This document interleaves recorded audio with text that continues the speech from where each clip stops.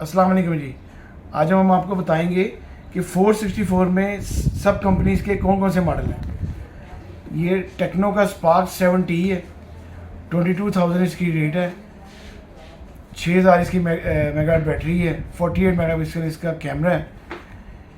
ये आपको 22,000 में मिलेगा। ये A16e है ओप्पो का 464, ये भी 22,000 का है। इसके अलावा इन्फिनिक्स में 464 हॉट 11 प्ले, ये भी 22,000 का है। इसकी भी 6000 मेगा बैटरी है।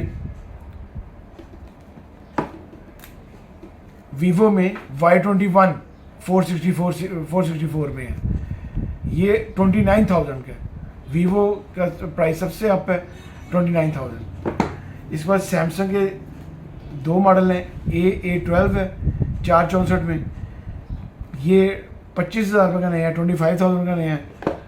और ये A13 एक नया मॉडल आया इनका 464 में, ये 30,600 रुपये का। ये बिल्कुल उन्होंने लेटेस्ट मॉडल लेटेस्ट स्टाइल दी है। इसका कैमरे 3 इस तरह कर दिए हैं, इसके 4 ऐसे थे, इसके 3 स्ट्रेट में है, एक साथ छोटा है।